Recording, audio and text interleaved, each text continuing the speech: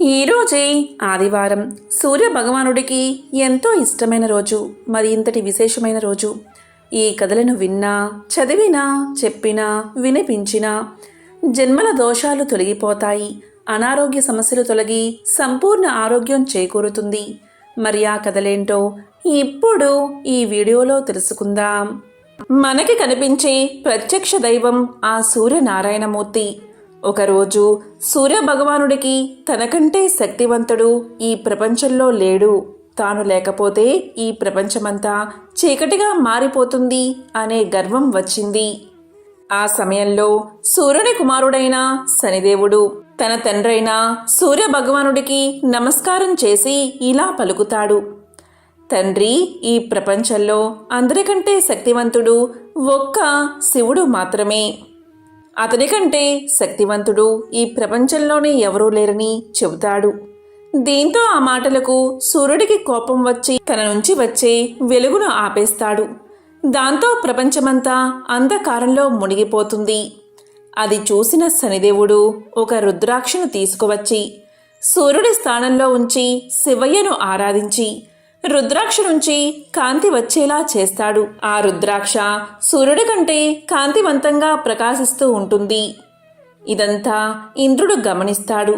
సూర్యుడు తన విధులను అతిక్రమించాడని సూర్యుడిని చేరుకుని ఇంద్రుడు ఇలా పలుకుతాడు: ఓ సూర్య, నీవు నీ పని సక్రమంగా చేయలేదు, కాబట్టి నీవు ఈ పనికి పనికిరావు అని ఇంద్రలోకం నుంచి వెళ్ళి పొమ్మంటాడు. ఇక సూర్యుడు దీనంతటికీ కారణం శివుడే అనే కోపంతో భూలోకానికి వస్తాడు. సూర్యుడు భూలోకంలో అడవిలో మాలి మరియు సుమాలి అనే ఇద్దరు మిత్రులను చూస్తాడు. వారిద్దరూ శివ భక్తులు. వీరు రావణుడికి తాతలు అవుతారు. వీరు శివుడి యొక్క తపస్సు చేసుకుంటూ ఉంటారు. వీరికి ఒక వరముంది. అదేంటి అంటే, ఎవరైతే వీళ్లను చంపాలి అని భావిస్తారో అలాంటి వారిని స్వయంగా శివుడే సంహరిస్తాడు అని. ఇక శివుడి మీద కోపంతో సూర్యుడు వీరిని చంపబోగా ఆ మహాశివుడు ప్రత్యక్షమై తన త్రిశూలంతో సూర్యుణ్ణి హతమారుస్తాడు. దాంతో సూర్యుడు నల్లగా మారిపోతూ ఉంటాడు. సూర్యుడి యొక్క తండ్రి బ్రహ్మ మానసపుత్రుల్లో ఒకడైన కశ్యప మహర్షి. దీంతో కశ్యప మహర్షి శివుడి దరికి చేరి, శివ, నీవు నా కుమారుణ్ణి ఎలా అయితే చంపావో అలాగే నీ కుమారుణ్ణి కూడా నీ చేతులతోనే చంపుతావు అని శాపం ఇస్తాడు. అప్పుడు శివుడు ఇలా పలుకుతాడు: ఓ మహర్షి, శాంతించండి. నేను సూర్యుణ్ణి తాత్కాలికంగా మాత్రమే సంహరించాను, శాశ్వతంగా కాదు. సూర్యుడిలో ఉన్న గర్వాన్ని మాత్రమే నేను అణిచేశాను, అంతేకాని సూర్యుణ్ణి కాదు అని చెప్పి సూర్యుడికి పునర్జన్మను ప్రసాదిస్తాడు శివుడు. ఆ తరువాత సూర్యుడు తన తప్పులను తెలుసుకుని శివుణ్ణి క్షమించమని వేడుకుంటాడు. తన ప్రకాశాన్ని సృష్టికి అందిస్తూ ఉంటాడు సూర్యుడు. ఈ విధంగా సూర్యుడి గర్వాన్ని అణచి సృష్టి కార్యం చేసేలా ఆ మహాశివుడు చేశాడు. అలాగే సూర్య భగవానుడి మహిమను తెలిపే ఒక అద్భుతమైన కథను ఇప్పుడు తెలుసుకుందాం. పూర్వకాలంలో ఒక ముసలావిడ ఉండేది. ఈమె సూర్య భగవానుడి భక్తురాలు.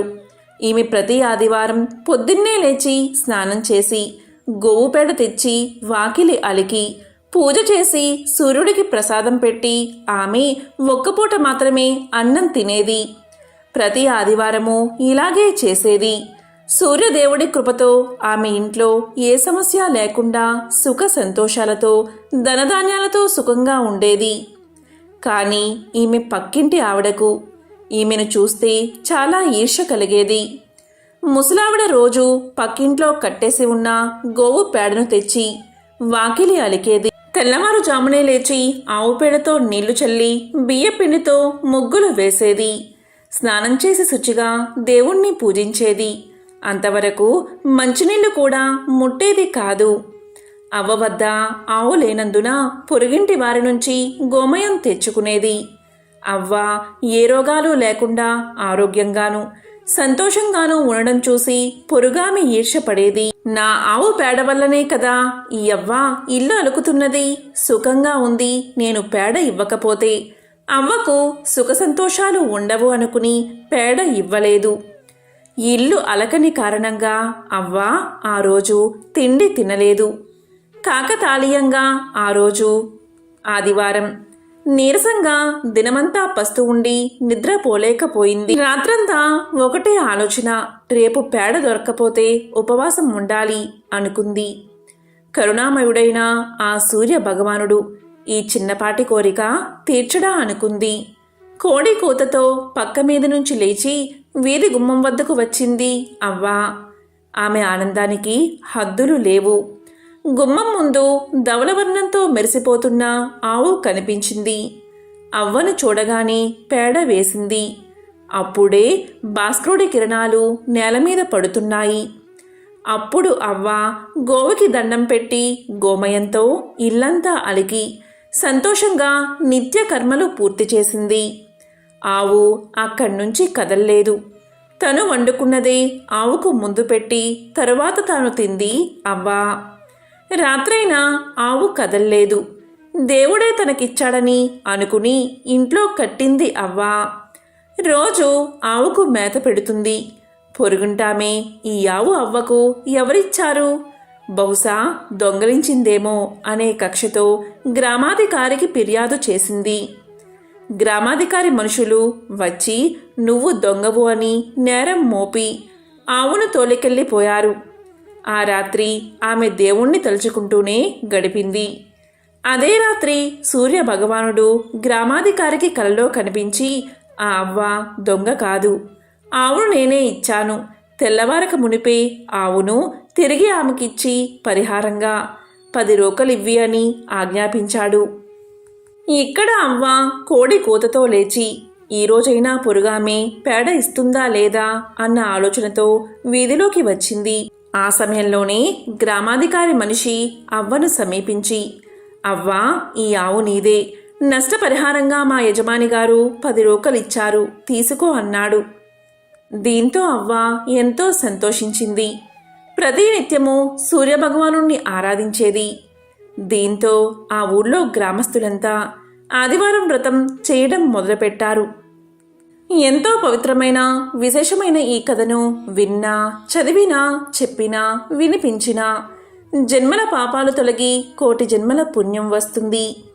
మహాభారతం అనగానే చాలామందికి కౌరవులకు పాండవులకు మధ్య జరిగిన ఘర్షణ కురుక్షేత్రంలో వినిపించిన భగవద్గీత గుర్తుకు వస్తాయి.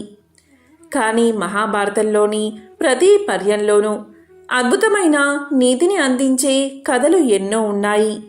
ముఖ్యంగా కురుక్షేత్ర సంగ్రామం ముగిసిన తరువాత శాంతి పర్వం అనే అధ్యాయంలో రాజనీతి, గృహస్థు ధర్మం, వ్యక్తిత్వం వంటి అనేక అంశాల మీద కథలు మనకు కనిపిస్తాయి. అంపశయ్య మీద ఉన్న భీష్ముడు ధర్మరాజుకు చేసిన ఈ ఉపదేశాలు ప్రతి ఒక్కరికి ఉపయుక్తంగా ఉంటాయి. వాటిలో ఒక ముఖ్యమైన కథే ఈ వేటగాడు పావురాళ్ల కథ. పూర్వకాలంలో ఒక బోయవాడు అడవిలోని పక్షుల మీద ఆధారపడి జీవనం సాగించేవాడు. నిత్యము ఆ బోయవాడు అడవికి వెళ్తూ అక్కడ పక్షుల కోసం వల వేసేవాడు. తన వలలో చిక్కిన పక్షులు కొన్నిటితో తన కడుపు నింపుకుని మిగతా వాటిని అమ్ముకుని నిబ్బరంగా రోజులు గడిపేసేవాడు. అలాంటి ఒక రోజున వేటగాడు ఎప్పటిలాగే వల పన్నాడు. ఆ వలలో కావాల్సినన్ని పక్షులు చిక్కుకున్నాయి. ఇక వాటిని తీసుకుని ఇంటికి బయలుదేరదామనేలోగా తీవ్రమైన గాలివాన మొదలైనది. ఒక పక్క వర్షం, దానికి తోడు గజగజ వణికించేస్తున్న చలి. ఆ చలిలో తడిసి ముద్దైపోతూ వేటగాడు ఒక పెద్ద చెట్టు కింద నిలబడి ఉన్నాడు. వేటగాడు నిలబడిన చెట్టు మీద ఒక పావురాల జంట నివసిస్తుంది. ఆ రోజు ఉదయం వేటకని బయలుదేరిన ఆడపావురం ఇంకా గూటికి చేరుకోనేలేదు. ఇంకా తిరిగి రాని తన భార్య గురించి గూటిలోని మగపావురం తపించపోసాగింది.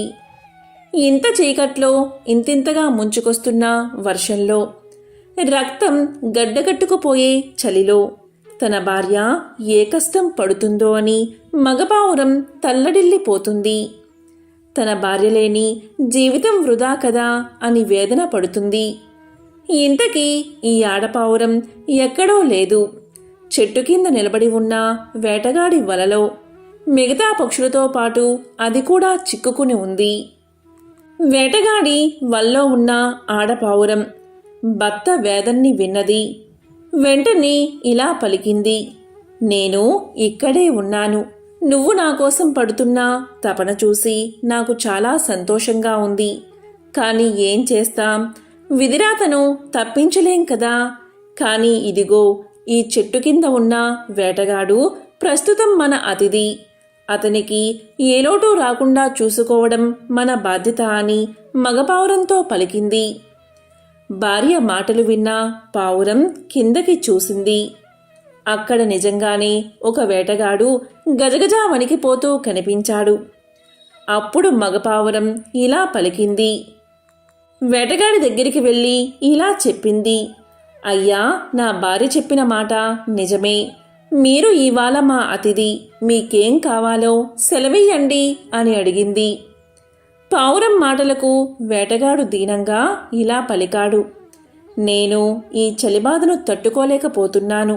దయచేసి ఈ మాయదారి చెడు నుంచి నా ప్రాణాలు కాపాడే ఉపాయం ఏదైనా చూడు అంటూ వేడుకున్నాడు. వెంటనే పావురం కొన్ని చితుకులు ఏరుకు వచ్చి వేటగాడి దగ్గర మంట వేసింది. ఆ మంటలో చలిని కాచుకున్న వేటగాడికి చలైతే తగ్గింది, కానీ ఆకలి మొదలైనది. వేటగాడి బాధను గ్రహించిన మగపావురం ఇలా పలికింది, అయ్యా, మీ మనుషుల్లాగా మా దగ్గర ఆహారం నిలవ ఉండదు కదా. పైగా మీకు ఎలాగూ పక్షులను తినే అలవాటు ఉంది. కాబట్టి నన్నే ఆహారంగా స్వీకరించండి అంటూ ఆ చలి మంటలోకి ఒక్కసారిగా దూకింది. పావురం చేసిన పనికి వేటగాడికి మతిపోయినంత పనైనది. ఇన్నాళ్ళు తను చేస్తున్న పని ఎంత పాపమో కదా అనిపించింది. వెంటనే తన వల్లో ఉన్న పక్షులన్నిటినీ వదిలేశాడు. అందులోంచి బయటపడిన ఆడపావురం మాత్రం తన స్వేచ్ఛకు సంతోషించలేదు సరికదా. తన భర్త లేని జీవితం ఎందుకంటూ అది కూడా మంటల్లో పడి మరణించింది. ఆ పావురపు జంట చూపిన ఔదార్యానికి వేటగాడు చలించిపోయాడు. విరాగిగా మారిపోయాడు. ఇది కథ. ఇప్పుడు కాలం మారింది. కలిధర్మం ప్రవేశించింది. ఎదుటివాడి ఆకలిని తీర్చేందుకు ప్రాణాలను అర్పించడం సాధ్యం కాకపోవచ్చు. కానీ ఇంటి ముంగిట నిలిచిన అతిథి బాగోగులను గమనించుకుని తీరాలన్న శాశ్వత నీతిని మాత్రం కాదనలేం. శత్రువైనా సరే బాధలో మన ముందుకి వచ్చిన వాడికి మనకు తోచిన సాయం చెయ్యాలన్న ధర్మాన్ని కొట్టి పారేయలేం. లోకంలోకెల్లా గొప్ప భక్తుడు ఎవరు అన్న ప్రసక్తి వచ్చినప్పుడు నారదుని పేరు గుర్తురాక మానదు. అయితే భగవంతుడికి చేరువ చెయ్యవలసిన భక్తే ఆయనలోని అహంకారాన్ని పెంచి పోషించింది. నలుగురి ముందర తలదించుకునేలా చేసింది. అది ఎలాగో ఇప్పుడు తెలుసుకుందాం. నారదుడు భగవన్నామస్మరణలో మునిగిపోతే ఆయన్ని కామదేవుడు కూడా కదిలించలేడు. కాముడు శివుడంతటి వాడి ధ్యానాన్ని కూడా చెడగొట్టాడు, కానీ నీ ధ్యానాన్ని మాత్రం భంగపరచలేకపోయాడు అంటూ ఎవరో ఒకసారి నారదుణ్ణి తెగ పొగిడేశాడు. ఆ మాటలకు నారదుడు ఉబ్బి తబ్బిబ్బైపోయాడు. అవును కదా, తాను శివుడి కన్నా గొప్పవాడిని కదా అనుకున్నాడు నారదుడు. ఆనాటి నుంచి నారదుడిలో అహంకారం ఇంతింతగా పెరిగిపోయింది. రోజు రోజుకి నారదుడిలో వస్తున్న మార్పును పసిగట్టాడు నారాయణుడు. తన భక్తుడికి ఎలాగైనా బుద్ధి చెప్పి దారికి తీసుకురావాలని నిర్ణయించుకున్నాడు. అందుకు అనుగుణంగా తన సతీ లక్ష్మీదేవిని భూమి మీద అవతరించమన్నాడు నారాయణుడు. అయోధ్య రాజ్యాన్ని పాలిస్తున్న అంబరీషుడు అనే రాజుకి కుమార్తెగా లక్ష్మీదేవి అవతరించింది. ఆమెకు శ్రీమతి అన్న పేరు పెట్టి అల్లారు ముద్దుగా పెంచసాగారు రాజదంపతులు. ఒకసారి నారదుడు లోక సంచారం చేస్తూ ఆ అంబరీషుని అంతఃపురానికి చేరుకున్నాడు. అక్కడ అందాల రాశిగా ఉన్న లక్ష్మీదేవిని చూసిన నారదుడి మనసు చలించిపోయింది. ఎలా అయినా ఆమెను తన భార్యగా చేసుకోవాలన్న మోహం మొదలైనది. తన మనసులో ఉన్న మాటను అంబరీషుడి వద్ద ప్రస్తావించాడు నారదుడు. నారదుని కోరికను విన్న అంబరీషుడికి ఏం చెయ్యాలో పాలుపోలేదు. తన కుమార్తె మనసుని తెలుసుకోకుండా అవునంటే తప్పు, పోనీ అంతటి ఋషి మాటను కాదంటే ఏం జరుగుతుందో అన్న భయం. అందుకని మధ్య మార్గంగా ఒక ఉపాయాన్ని ఆలోచించాడు అంబరీషుడు. అంబరీషుడు నారదునితో ఇలా పలికాడు: స్వామి, నేను ఒక స్వయంవరాన్ని ఏర్పాటు చేస్తాను. అందులో కనుక నా కుమార్తె మిమ్మల్ని వరిస్తే ఆమెను మీకిచ్చి వివాహం చేయడానికి నాకేమీ అభ్యంతరం లేదు అన్నాడు. అంతవరకు బాగానే ఉంది, కానీ స్వయంవరంలో రాజకుమారి తనని వివాహం చేసుకుంటుంది అన్న నమ్మకం ఏమిటి అన్న అనుమానం కలిగింది నారదునికి. అందుకోసం ఏదైనా ఉపాయాన్ని సూచించమంటూ సాక్షాత్తు ఆ శివుడి చెంతకు వెళ్ళాడు నారదుడు. నారదుని అనుమానాన్ని విన్న శివుడు చిరునవ్వుతో ఇలా పలికాడు: నారాయణ్ణి మించిన అందగాడు ఎవరుంటారు? నువ్వు కనుక విష్ణుమూర్తంత అందంగా కనిపిస్తే ఆ అమ్మాయి తప్పకుండా నిన్నే వరించి తీరుతుంది అన్నాడు శివుడు. శివుడి ఉపాయాన్ని విన్న నారదునికి అది సబబుగానే తోచింది. అందుకని నిదానంగా వైకుంఠానికి చేరుకున్నాడు. వైకుంఠానికి వెళ్ళి ఇలా పలికాడు: స్వామి, భూలోకంలో శ్రీమతి అనే రాజకుమారికి స్వయంవరం జరుగుతుంది.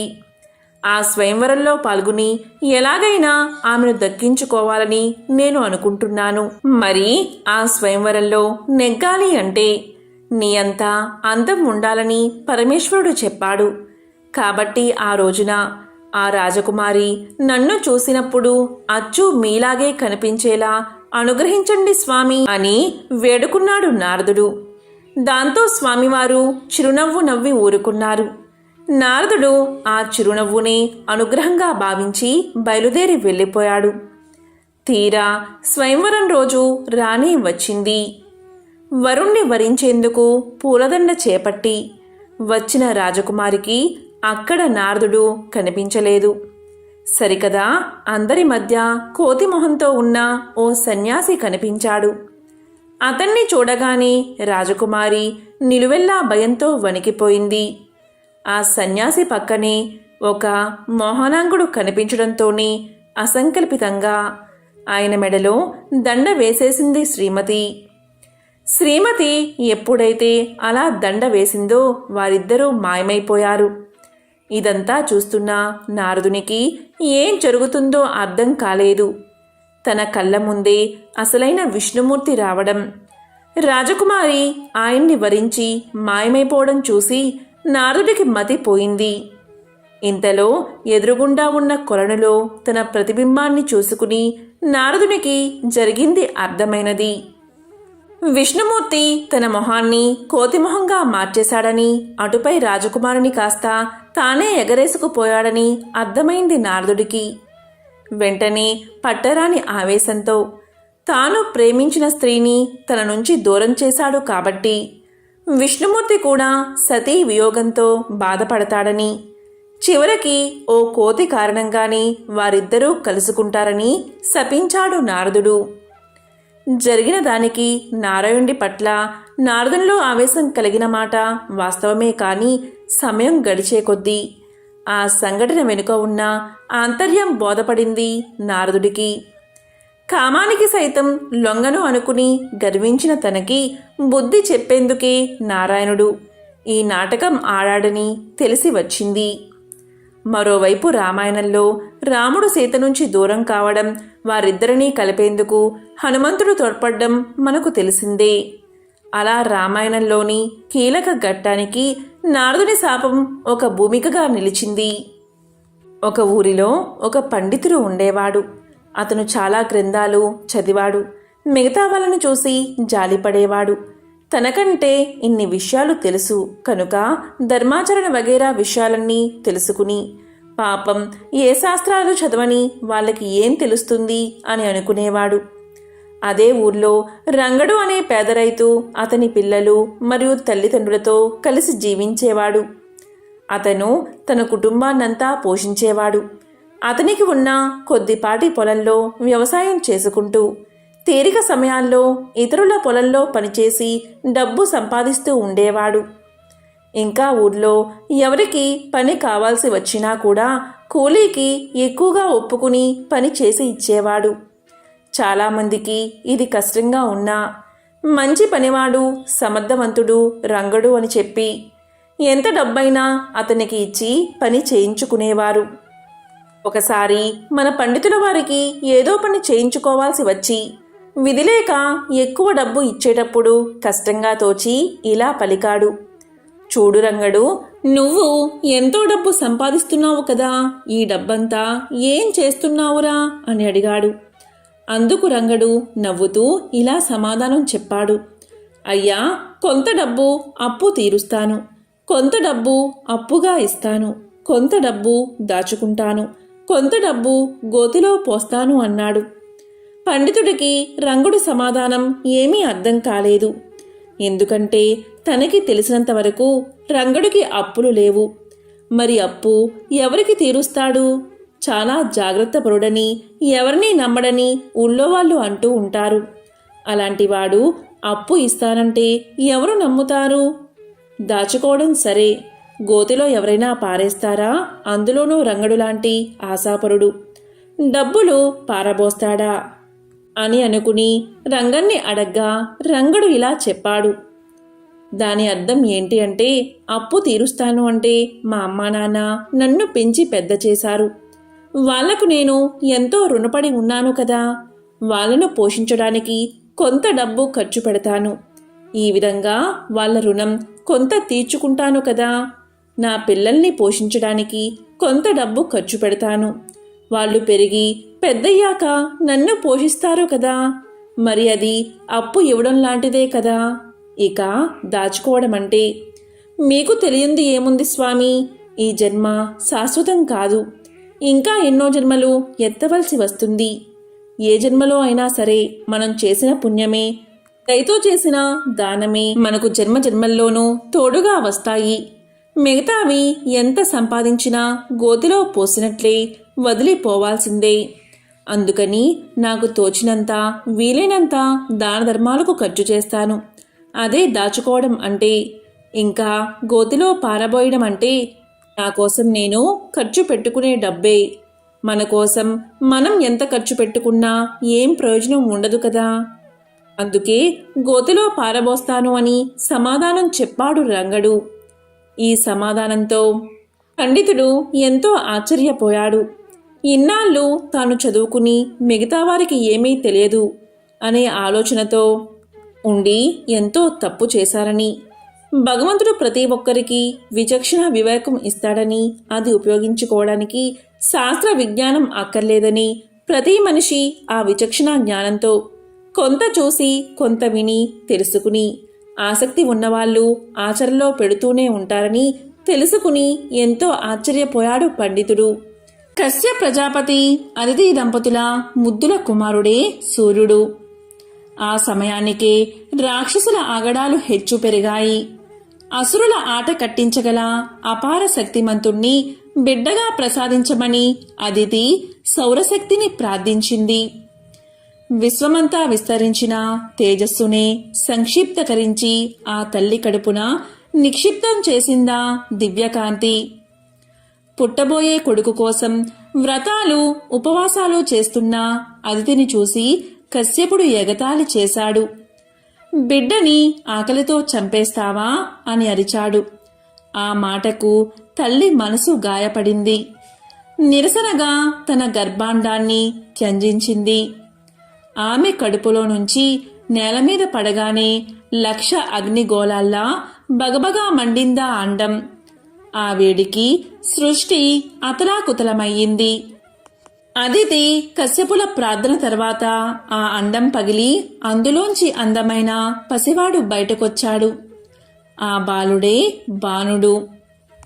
ఆ రోజే 7 గుర్రాల రథాన్ని అధిరోహించి వెలుగుల దేవుడిగా బాధ్యతలు స్వీకరించాడు అని మత్స్య పురాణం తెలియచేస్తుంది. తల్లి కోరిక మేరకు దేవతల శత్రువులైన రాక్షసుల్ని ఓడించినందువల్ల ఆదిత్యుడు అని పిలువబడ్డాడు. సూర్యుడు ఎరుపు వర్ణం కలవాడు. ఆయన రథమునందు ఒకే చక్రం ఉంటుంది. దీనిని సంవత్సరము అంటారు. ఈ రథం 12 మాసాలు, 6 ఋతువులు, 4 మాసాల చొప్పున 3 నాభులు ఉంటాయి. ఇదే కాలచక్రం అని కూడా అంటారు. కాబట్టి సూర్య భగవానుడు 12 మాసాలలో 12 పేర్లతో ఆరాధించబడతాడు. విశ్వకర్మ తన నైపుణ్యాన్నంతా గుదిగుచ్చి అగ్నిగోళం లాంటి సూర్యబింబాన్ని అరగదీసి కరగదీసి తాప తీవ్రతను తగ్గించాడు. ఆ అరుగుదల్లో పుట్టిన రేణువుల నుంచి విష్ణువుకు చక్రాన్ని, శివుడికి శూలాన్ని తయారు చేసిచ్చాడని పురాణ కథనం. ఖగోళ శాస్త్రం ప్రకారం సూర్యుడి వయస్సు 460 కోట్ల సంవత్సరాలు. దాదాపుగా సృష్టి వయసు కూడా అదే. సూర్య భగవానుడి రూపాలను 12గా, వారిని 12 ఆదిత్యులుగా ఆయా మాసాలలో ఆ రూపాల్లో పూజిస్తూ ఉంటారు. వాటిలో భాగంగానే కశ్య ప్రజాపతి కుమారుడు సూర్యుడని, వారిలో ఇక్ష్వాకుడు రాజైన కారణంగా ఇక్ష్వాకు వంశంలో రాజులందరినీ సూర్యవంశరాజులు అంటారని చెబుతూ ఉంటారు. సూర్యుడు వేసే ప్రతి అడుగు వేగానికి, కాలగమనానికి కొలబద్ద. మనం లెక్కించే సెకన్లు, నిమిషాలు, గంటలు, రోజులు, వారాలు, నెలలు, సంవత్సరాలకు ఆధారం సూర్యుడే. కాలమే వేద స్వరూపం అంటుంది వేదం. కాలం కంటికి కనబడదు, దైవమూ అంతే. కానీ కాలానికి ప్రామాణికమైన సూర్యుడు మనకు కనిపిస్తాడు. అందుకే ఆయన్ని ప్రత్యక్ష దైవంలా కొలచి ఆది నారాయణుడిగా ఆరాధిస్తాం. భౌతిక వైజ్ఞానిక దృష్టితో పరిశీలిస్తే సృష్టి స్థితి లయకారకుడు సూర్యుడు మాత్రమే. ఆయన వల్లే సమస్త ప్రకృతి చైతన్యమవుతుంది. సూర్యుడికి ఎంతో ప్రీతికరమైనది ఆదివార వ్రతం. సూర్యుడు అనంతమైన కిరణాలు కలవాడు, జగత్తుకు వెలుగు ప్రసాదించేవాడు, జ్యోతి స్వరూపుడు, దినరాత్రాలు ఏర్పరిచినవాడు, ఆయురారోగ్యాలు ప్రసాదించేవాడు, శుభాలను కలిగించేవాడు, ముల్లోకాలకు చూడామణి, దినాలకు మణి వంటివాడు. అతని పేరు మీద ఏర్పడిన రోజే ఆదివారం. ప్రతి ఆదివారం ఏమీ చేయకపోయినా సరే ఆదిత్య హృదయాన్ని పఠించండి. ఆదిత్య హృదయం పరమ పవిత్రం. ఒక స్తోత్రరాజం వంటి మహామంత్రం. పాపాలను శాపాలను పోగొట్టి కష్టాలను తీర్చి ఆయుష్ను పెంచి అక్షర సాధనమే ఆదిత్య హృదయం. ఈ అమోఘమైన స్తోత్రరాజాన్ని శ్రీరామచంద్రుడికి అగస్త్య మహర్షి మంత్రాల వంటి మాటల్లో వివరించాడు. ఆరోగ్య భాగ్యమును సకల సంపదలను ప్రసాదించేవాడిగా ప్రత్యక్ష దైవంగా సూర్య భగవానుడి పేరు ప్రఖ్యాతి కాంచాడు. ఆదిత్య హృదయం మహాపవిత్రమైనది. దీనిని భక్తి శ్రద్ధలతో ఎల్లవెల్లలా పారాయణం చేస్తే ఇహలోకాన అన్ని రకాల సంపదలు, పరమున పుణ్యలోకాన్ని పొందుతారు. నిత్యం పారాయణం చేయలేకపోతే ఆదివారం పఠించినా చాలు. ఇలా చేస్తే న్యాయ వివాదాల్లో చిక్కుకుని కోర్టుల చుట్టూ తిరుగుతూ సతమతమయ్యేవారు దీన్ని పారాయణ చేస్తే దాని నుండి విముక్తి పొందుతారు. దరిద్రంతో బాధపడుతున్నవారు అనునిత్యం పారాయణం చేస్తే సకల అష్టైశ్వర్య సంపదలను పొందుతారు. అనారోగ్య రుగ్మలతో బాధపడుతున్నవారు ఆదిత్య హృదయాన్ని పఠిస్తే రోగాలు మాయమవుతాయి. నిరుద్యోగులు పారాయణ చేస్తే మంచి ఉద్యోగం లభిస్తుంది. విద్యార్థులు పారాయణం చేస్తే పరీక్షల్లో మంచి మార్కులతో ఉత్తీర్ణులవుతారు. ఆదిత్య హృదయం రామ రావణ సంగ్రామంలో వెలువడింది. రామరావణ యుద్ధం జరుగుతుంది. గొప్ప తపశక్తితో పరమశివుడి అనుగ్రహం పొందిన రావణుడు ధైర్యంగా శ్రీరాముణ్ణి ఎదుర్కొంటున్నాడు. రావణుణ్ణి ఎలా సంహరించడమా అని శ్రీరాముడు తీవ్రంగా ఆలోచిస్తున్నాడు. అమోఘమైన తపశ్శక్తి కలిగిన రావణాసురుణ్ణి వధించడానికి శ్రీరామునికి శక్యం కాలేదు. రావణుడు చావు లేకుండానట్లు అనేక వరాలు పొందడం వల్ల శ్రీరామునికి రావణాసుర వధ వీలు కాలేదు. శ్రీరాముడు ఎన్ని అస్త్రశస్త్రాలు ప్రయోగించినా రావణుడు చావలేదు. దీనితో శ్రీరాముడు ఎంతో బాధపడ్డాడు. ఈ యుద్ధాన్ని అంతరిక్షం నుంచి దేవతలు, గంధర్వులు, మహర్షులు మొదలైన వారంతా తిలకిస్తున్నారు. వారిలో అగస్త్య మహర్షి కూడా ఉన్నాడు. రావణుడి యుద్ధ తీవ్రత చూసి దిగులుతో ఉన్న శ్రీరాముడి సమీపానికి అగస్త్యుడు వచ్చి అతడి దైవత్వాన్ని గుర్తుచేసి ఆదిత్య హృదయ మంత్రాన్ని బోధించాడు. రామ రావణ యుద్ధాన్ని చూడడానికై దేవతలతో కలిసి అగస్త్య మహాముని శ్రీరాముణ్ణి చేరుకుని ఇలా పలికాడు: ఓ రామా, నీకు మహాపవిత్రమైన రహస్యాన్ని చెప్తాను. శ్రద్ధగా విను.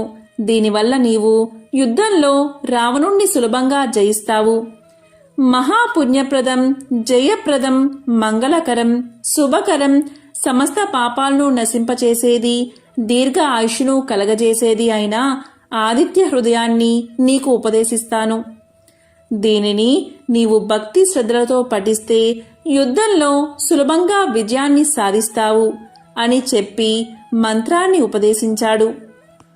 బ్రహ్మ మొదలైన సమస్త దేవతలు అనగా బ్రహ్మ, విష్ణువు, శివుడు, కుమారస్వామి, 9 ప్రజాపతులు, దేవేంద్రుడు, కుబేరుడు, మృత్యువు, యముడు, చంద్రుడు, సముద్రుడు అను వీరందరూ ఇతనే.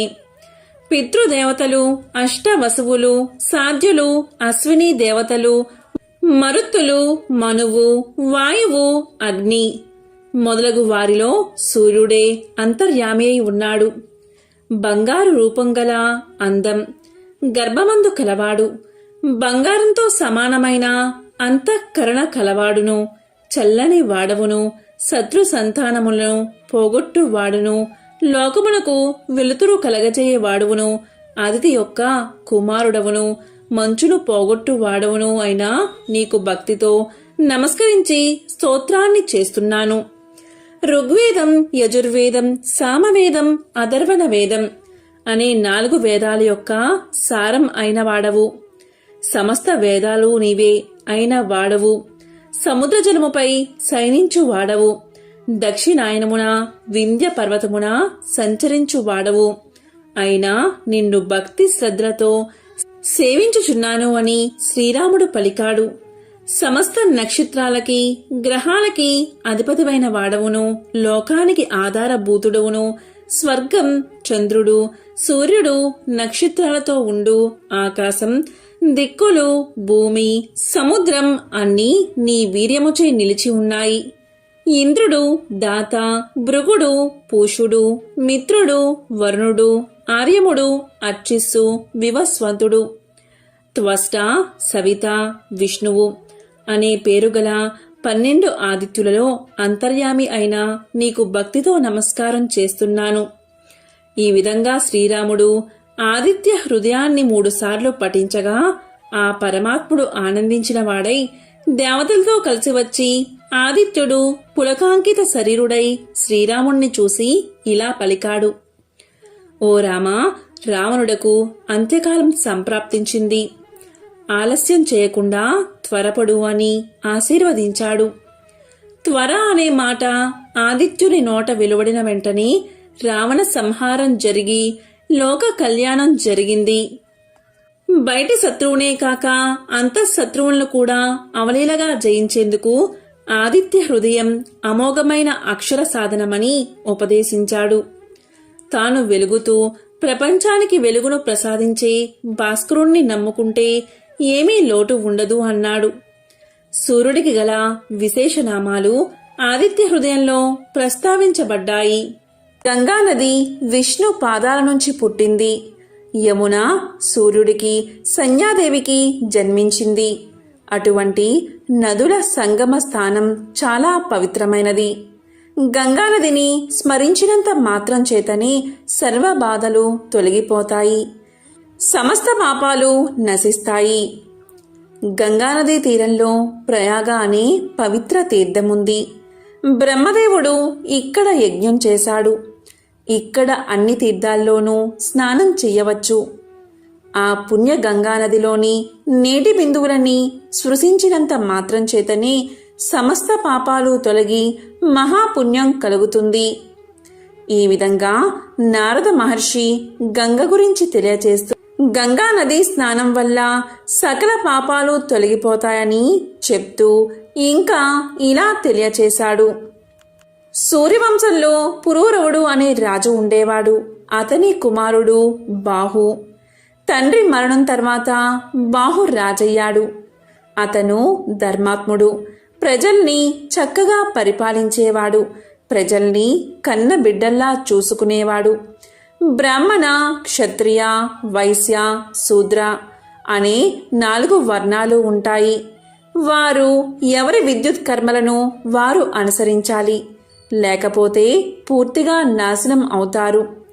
బాహు పరిపాలనలో వర్ణాశ్రమ ధర్మాలు సక్రమంగా కొనసాగేవి. భూమి మీద ఉన్న అన్ని ద్వీపాలలో బాహు అశ్వమేధ యాగాన్ని చేశాడు. బాహు ఎంతో తెలివైనవాడు. శత్రువులందరినీ జయించాడు. బాహు పరిపాలనలో అందరూ సుఖశాంతులతో ఉండేవారు. వర్షాలు సక్రమంగా పడి పంటలు బాగా పండేవి. ఇలా ఆ రాజు 90,000 సంవత్సరాలు రాజ్యాన్ని పరిపాలించాడు. ఇలా ఉండడం వల్ల బాహుకు అహంకారం పెరిగిపోయింది. అతను ఇలా అనుకున్నాడు, నేను ఈ ప్రపంచాన్ని పాలిస్తున్నాను. నేను ఎన్నో యజ్ఞాలు చేశాను. నేను ఎంతో శక్తివంతుణ్ణి.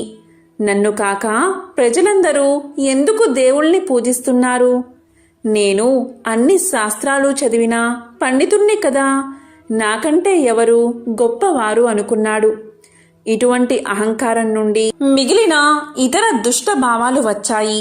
యవ్వనం, ఐశ్వర్యం, అధికారం, ముందుచూపు లేకపోవడం మొదలైనవి దుఃఖానికి దారితీస్తాయి. అన్ని దుర్గుణాలు బాహుకు వచ్చేశాయి. అతనిలో అసూయ, ద్వేషాలు కూడా చేరినందువల్ల శత్రువులు ఎక్కువయ్యారు. అధర్మవర్ధనుడు అయినందువల్ల విష్ణువు, లక్ష్మీదేవి అతన్ని విడిచిపెట్టారు. బాహు 1 నెల యుద్ధం చేసి హైహయులు తాళ జంగుల చేతిలో ఓడిపోయాడు. వారు రాజ్యాన్ని ఆక్రమించుకుని బాహును వెళ్ళగొట్టారు. బాహు యొక్క భార్య యాదవి. అప్పటికి నిండు చూలాలు. బాహు యొక్క శత్రువులు అతన్ని వెళ్ళగొట్టడంతో సంతృప్తి పడలేదు.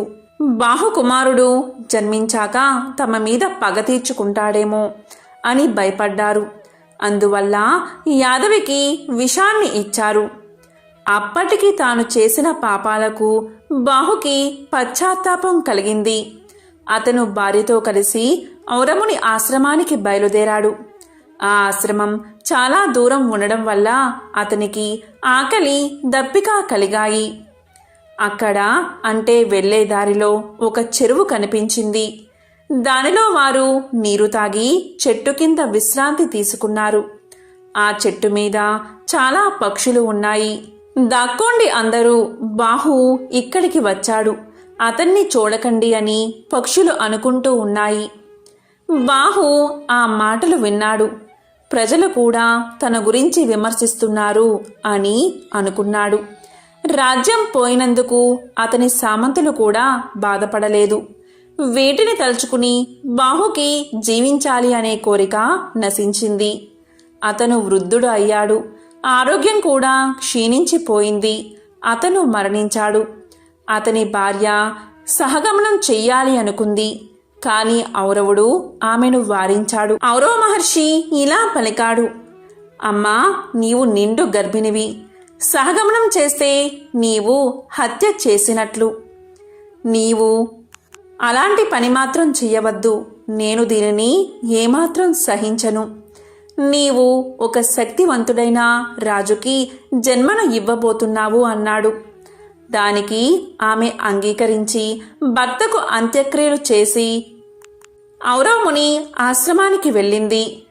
ఔరవుని ఆశ్రమంలో యాదవి ఒక కుమారుణ్ణి కన్నది. శత్రువులు ఆమెకు ఇచ్చిన విషం ప్రసవ సమయంలో బయటకు వచ్చేసింది. తల్లిని బిడ్డను ఆ విషం ఏమీ చెయ్యలేదు. గర అంటే విషమని అర్థం, సా అంటే కూడా అని అర్థం. కాబట్టి ఆమె కుమారుడికి సగరుడు అనే పేరు పెట్టింది. ఔరవుడు సగరుడికి అన్ని శాస్త్రాలు నేర్పించాడు.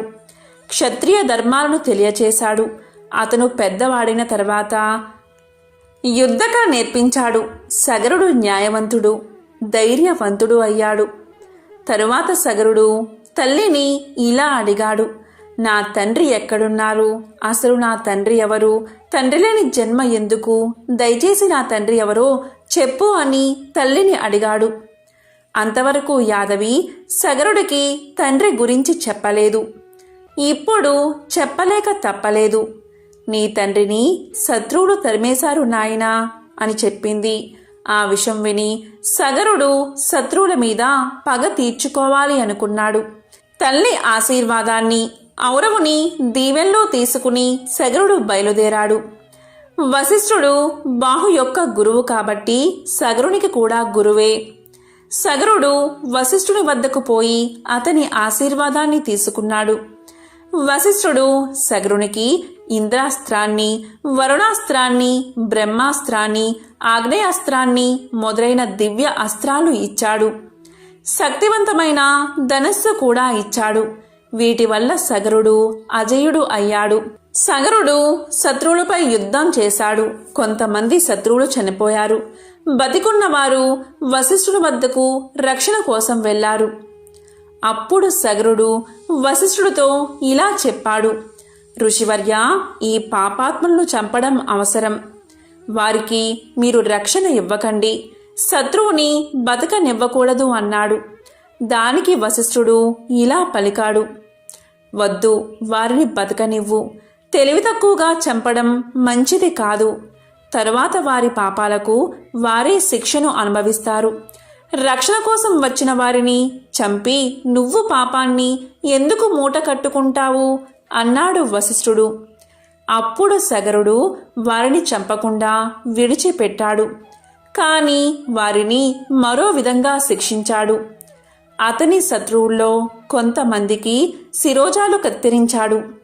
కొంతమంది యవ్వనులకు శిరోజాలను పొడవుగా పెంచాలి అని శాసించాడు. కొంతమంది శత్రువులకు శిరోముండనం చేయించడమే కాకుండా వారి గడ్డాలను తీయించాడు. వారిని వేదాలు చదవకూడదు అని నిషేధించాడు. ఇలా జరిగిన తర్వాత వశిష్ఠుడు సగరునికి పట్టాభిషేకం చేశాడు. సగరుడికి 2 భార్యలు. ఒకరు కేసని, ఆమె విదర్భరాజు కుమార్తె. 2వ భార్య సుమతి. సగరుడు రాజైన విషయం విని ఔరవుడు అతన్ని ఆశీర్వదించడానికి వచ్చాడు. అప్పుడు ఔరవుడు సగరుడితో ఇలా పలికాడు, నేను నీకు 2 వరాలు ఇవ్వాలి అనుకుంటున్నాను. నీ భార్యలో ఒకరికి ఒకే ఒక కుమారుడు జన్మిస్తాడు. మరొకరికి 60,000 మంది కుమారులు కలుగుతారు. ఏ భార్యకు ఏది కావాలో కోరుకో అన్నాడు. దానికి రాజు కేసునికి ఒక కుమారుడు, అలాగే సుమతికి 60,000 మంది కుమారులు కావాలి అని ప్రార్థించాడు. ఆ విధంగానే కేసునికి ఒక కుమారుడు పుట్టాడు. అతను చాలా దుర్మార్గుడు అయ్యాడు. అతనికి అసమంజసుడు అనే పేరు పెట్టారు. సుమతికి 60,000 మంది పుత్రులు కలిగారు. వారందరూ కూడా అసమంజసుడిలాగే దుర్మార్గులు అయ్యారు. మొదట్లో సగరుడు కుమారుల గురించి పట్టించుకోలేదు. అసమంజసుడికి ఒక కొడుకు పుట్టాడు. అతని పేరు అంశుమంతుడు. అంశుమంతుడు తండ్రిలా దుర్మార్గుడు కాదు, ధర్మ బుద్ధి కలవాడు. సగరపుత్రులు 60,000 మంది చాలా దుర్మార్గంగా ప్రవర్తించసాగారు. యాగాలను ధ్వంసం చేసేవారు, సాధువుల్ని హింసించేవారు, దేవతలకు ఇచ్చే నైవేద్యాలను తీసుకునేవారు, అప్సరసలను ఎత్తుకుని పోయేవారు, పారిజాత పుష్పాలను దొంగలించేవారు. ఇదంతా చూసిన ఇంద్రాది దేవతలు వారిని ఎలాగైనా నాశనం చెయ్యాలి అనుకున్నారు. వారందరూ కలిసి కపిలుడు అనే ముని ఆశ్రమానికి చేరుకున్నారు. కపిలుడు విష్ణు భక్తుడు. విష్ణువంతా శక్తివంతమైన వాడు. పాతాళ లోకంలో అతని ఆశ్రమం ఉంది. వారందరూ కపిలముని వద్దకు వచ్చారు. వారు ఇలా పలికారు, ఓ మహర్షి, సగరపుత్రుల నుండి లోకాన్ని కాపాడండి అని వేడుకున్నారు. దానికి ఆ మహర్షి ఇలా సమాధానం చెప్పాడు, భయపడకండి దేవతలారా, ఇతరులను బాధించేవాళ్ళు ఎంతటి పాపాత్ములైనా శిక్షను అనుభవిస్తారు. మీరు నిశ్చింతగా స్వర్గానికి వెళ్ళండి అన్నాడు. ఇంతలో సగరుడు అశ్వమేధ యాగాన్ని ప్రారంభించాడు. వశిష్ఠుడు మొదలైన ఋషులు పురోహితులుగా నిర్వహించారు. అశ్వాన్ని వదిలిపెట్టారు. ఇంద్రుడు ఆ అశ్వాన్ని దొంగలించి పాతాళ లోకంలో ఉన్న కపిలుడి ఆశ్రమంలో వదిలిపెట్టాడు. సగరపుత్రులు అశ్వం కోసం అన్ని చోట్ల వెతికారు. కాని ఎక్కడా ఆ అశ్వం కనబడలేదు. చివరకు అది పాతాళ లోకంలో ఉన్నట్లుగా తెలిసి అక్కడికి చేరుకున్నారు. అక్కడ కపిలముని ఆశ్రమం వద్ద అశ్వాన్ని చూశారు. కపిలుడు తపస్సు చేసుకుంటూ ఉన్నాడు. వారు రావడం కపిలుడు గమనించలేదు. కపిలుడే అశ్వాన్ని దొంగలించాడు అని అందరూ అనుకున్నారు. కపిలుణ్ణి మందలించాలి అనుకున్నారు. ఆ దొంగని బంధించండి, అతన్ని చంపండి, చూడండి ఎలా ధ్యానం చేసుకుంటూ కూర్చున్నాడో. దుర్మార్గుల అందరూ ఇలాగే నటిస్తారు అని పలికారు సగర కుమారులు. కపిలుణ్ణి బంధించారు. కాని కపిలుడు ధ్యాన ముద్రలోనే ఉన్నాడు. తరువాత వారు కపిలుణ్ణి తన్ని ఈడ్చుకుపోసాగారు. అప్పుడు కపిలుడు ధ్యానాన్ని వీడి వారి వైపు తీక్షణంగా చూశాడు. అంతే, అందరూ అక్కడికక్కడే క్షణకాలంలోనే భస్మం అయిపోయారు. ఆ కపిలుడి కోపానికి చుట్టుపక్కల ఉండే పాములన్నీ ఆ వేడికి తట్టుకోలేక సముద్రంలోకి పారిపోయాయి. ఈ విషయాన్ని నారద మహర్షి సగరుడికి జారవేశాడు. కాని సగరుడు కొంచెం కూడా బాధపడలేదు. దుర్మార్గులైన తన కొడుకులు చనిపోయారని సంతోషించాడు. కాని అశ్వమేధ యాగం పూర్తి కావాలి అంటే గుర్రాన్ని తీసుకురావాలి. పైగా పుత్రులు లేనివారు యజ్ఞాన్ని చేయకూడదు. సగరుడు అంశుమంతుణ్ణి దత్తత తీసుకున్నాడు. గుర్రాన్ని తెమ్మని పంపించాడు. అప్పుడు అంశుమంతుడు కపిలుడి ఆశ్రమానికి వెళ్ళాడు. కపిలుణ్ణి దర్శించి ఆయనతో ఇలా పలికాడు. మహర్షి, మా తండ్రి పినతండ్రులు చేసిన దుశ్చర్యలకు క్షమించండి. మునులు సహజంగానే క్షమాగుణం కలవారు కదా. గంధపు చెక్క సుగంధాన్ని ఏ విధంగా విరజిమ్ముతూ ఉంటుందో, హాని చేసినా క్షమించే గుణం మీ వంటి వారికి ఉంటుంది కదా. దయచేసి వారిని క్షమించండి అని ప్రార్థించాడు. అప్పుడు కపిలుడు ఇలా పలికాడు. నీ మాటలకు ఎంతగానో సంతోషించాను. ఏదైనా వరం కోరుకో అన్నాడు. దానికి అంశుమంతుడు ఇలా పలికాడు. స్వామి, నా తండ్రి పినతండ్రులు ఏ విధంగా స్వర్గానికి వెళ్తారో సెలవివ్వండి. ఇంతకంటే నేను కోరేది ఏమీ లేదు అన్నాడు. అప్పుడు ఆ మహర్షి ఇలా పలికాడు.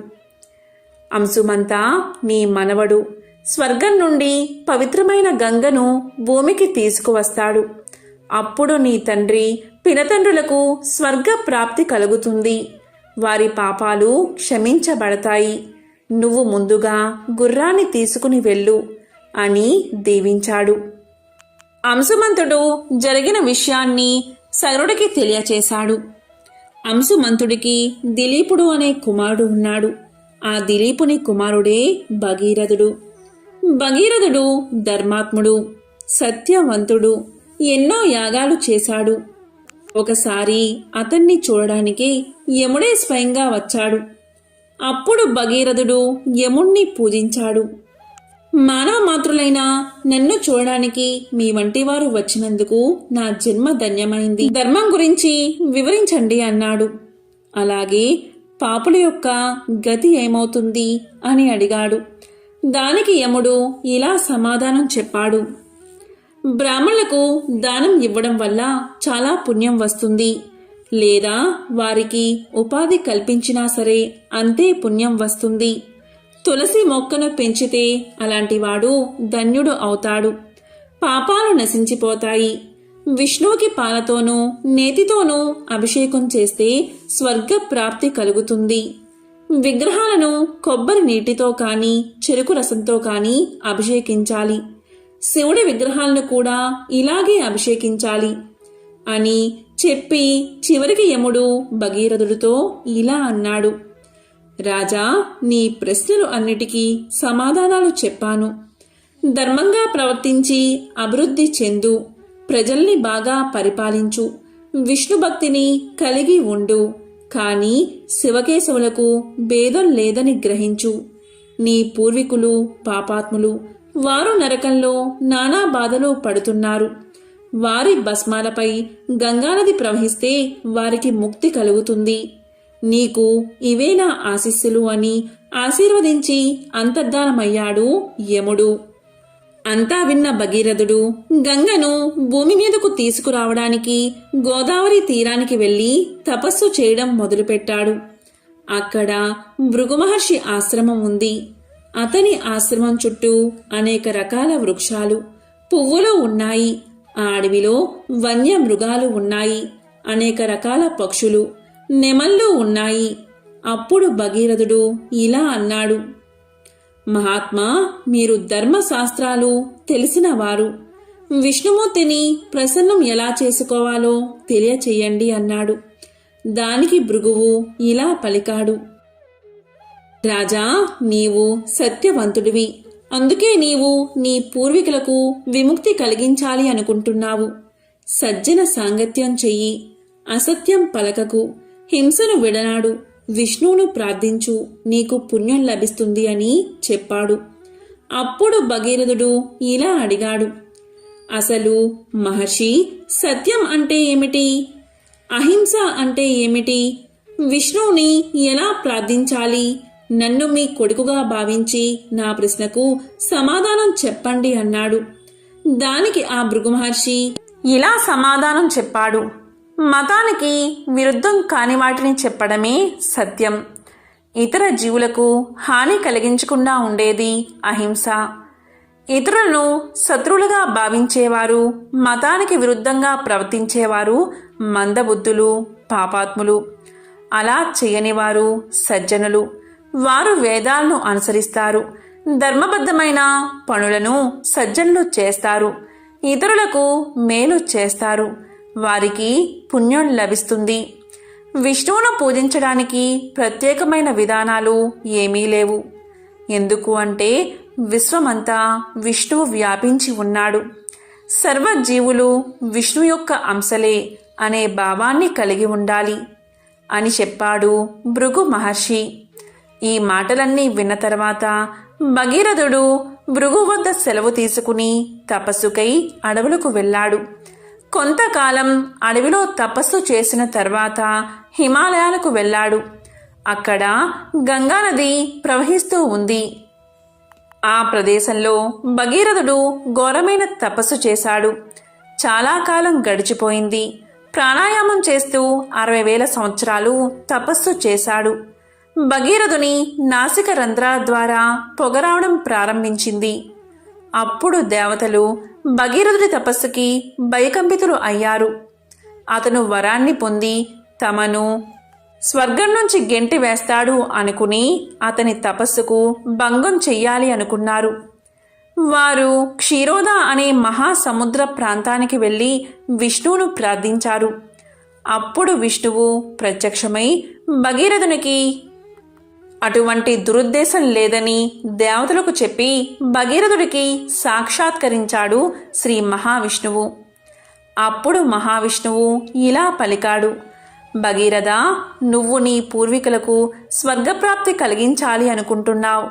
శివుడికి నాకు భేదం లేదు. శివుణ్ణి ప్రార్థిస్తే నీ కోరిక తీరుతుంది అన్నాడు. అప్పుడు భగీరథుడు విష్ణువు మాటపై శివుణ్ణి ప్రార్థించాడు. అప్పుడు శివుడు ప్రత్యక్షమయ్యాడు. భగీరథ, నీ తపస్సుకు మెచ్చాను. ఏం వరం కావాలో కోరుకో అన్నాడు. అప్పుడు భగీరథుడు, ప్రభు, నా పూర్వీకులకు సద్గతి కలిగించాలి అని కోరుకుంటున్నాను. కాబట్టి గంగను భూమి మీదకి రప్పించండి అన్నాడు. అప్పుడు శివుడు వరాన్ని ఇచ్చి అదృశ్యమయ్యాడు. వెంటనే గంగ బయలుదేరింది.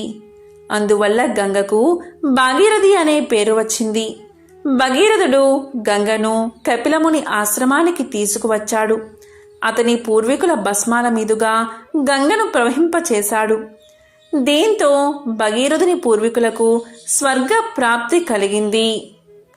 ఇదే గంగానది మహత్యాన్ని తెలిపే ఒక విశేషమైన కథ.